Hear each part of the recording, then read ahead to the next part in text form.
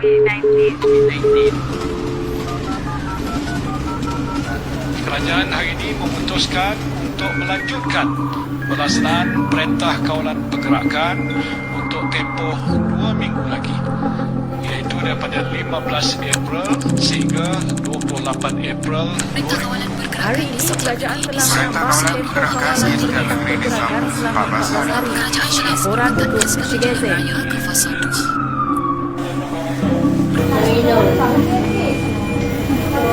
Apa yang paling kita takuti ialah tim frontline kita mula burn out.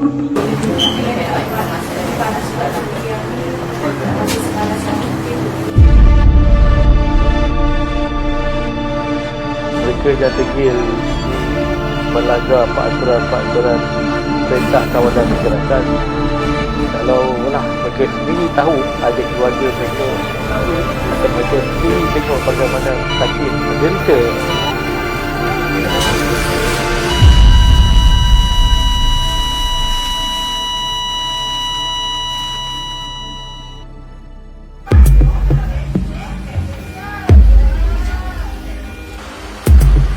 Sejak novel coronavirus atau COVID-19 mula dikesan di Wuhan, China pada Disember tahun lepas, wabak pembunuh itu bagaikan tidak mahu berhenti daripada terus membadai dunia. Selepas kira-kira 5 bulan, ia telah merebak ke lebih 210 negara, menjangkiti kira-kira 1.6 juta orang dan mengorbankan hampir 100,000 nyawa di seluruh dunia. Malaysia Gazette baru-baru ini diberi peluang untuk membuat liputan eksklusif dan komprehensif mengenai fasiliti pengurusan pesakit COVID-19 di Hospital Kuala Lumpur. Menurut Timbalan Pengarah HKL, Dr. Kamaruddin Alias, sejak kes pertama direkodkan di Malaysia pada 23 Januari lalu, hospital itu telah bersiap siaga menghadapi sebarang kemungkinan. Malah mereka dari awal-awal lagi sudah menjangkakan wabak ini bukan mudah untuk dibendung. Secara umumnya, dalam menguruskan wabak COVID-19, kita seperti kata, kita bersedia. Kita buat perubahan-perubahan. Kita dah menjangkakan jumlah-jumlah, kita dah jangkakan akan berlaku peningkatan kes dan sebagainya. Jadi kita bersedia untuk bukakan wad-wad baru. Kita susun staf-staf kaki tangan kita.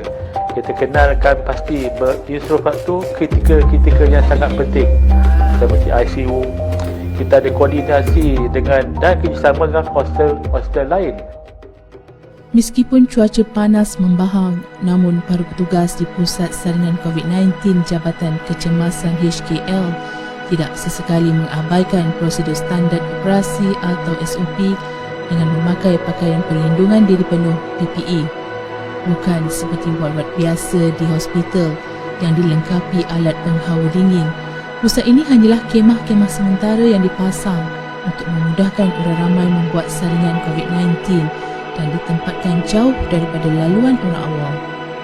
Nampak riak lega di wajah para petugas ini saat PPE ditanggalkan manakala baju pula telah lencur dibasahi peluh kerana terpaksa memakai suit tersebut selama berjam-jam.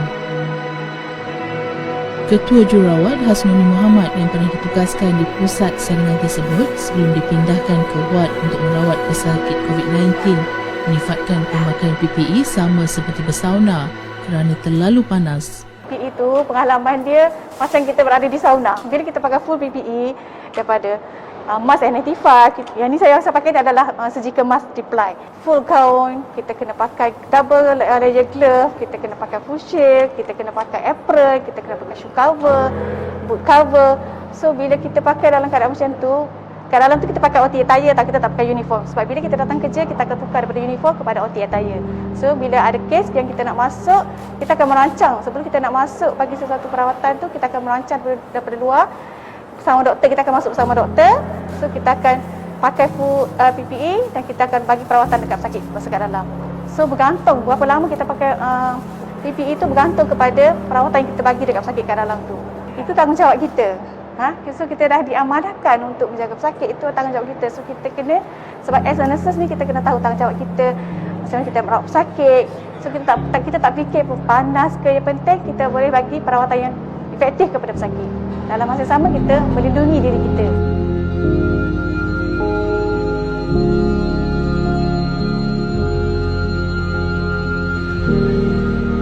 Pengorbanan petugas-petugas kesihatan HKL juga tidak hanya sekadar merawat pesakit COVID-19, malah turut melangkaui bidang tugas masing-masing bagi memastikan pengurusan wabak ini ditangani sebaiknya.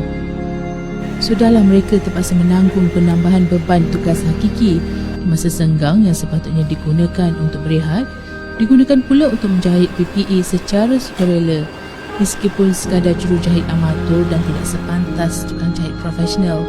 Namun masing-masing tidak berkira untuk menumpahkan tenaga menyiapkan PPE bagi kegunaan ketika merawat pesakit COVID-19.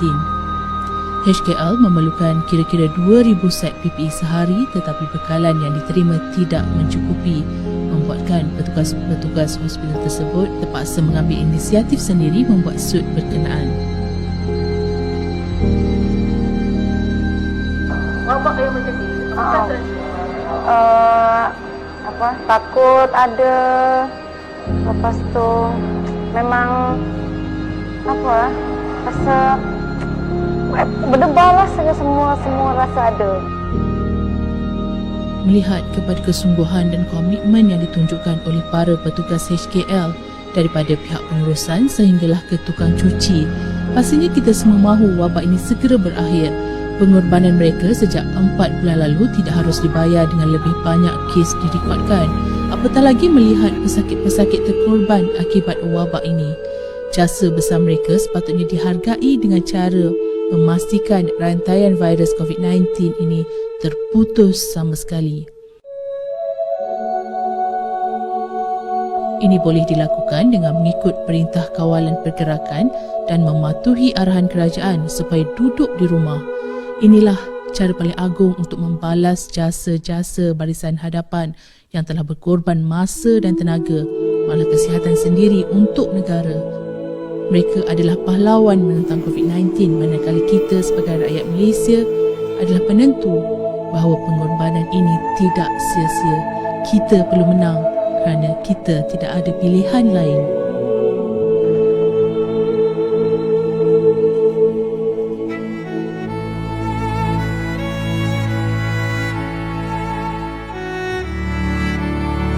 Bantulah kami untuk bantu anda. Stay at home. Bantu kami untuk bantu anda. Stay at home. Kita jaga kita, duduk rumah.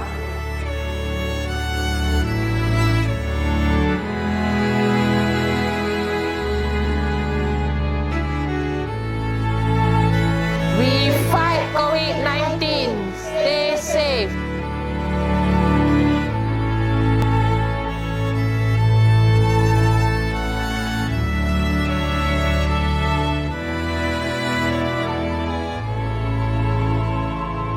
Pasti ramai rakyat Malaysia yang terkesan dengan PKP fasa 1 dan kedua.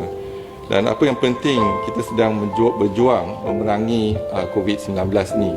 Dan kita masih belum menang, tetapi apa yang penting ialah tindakan kita selama ini.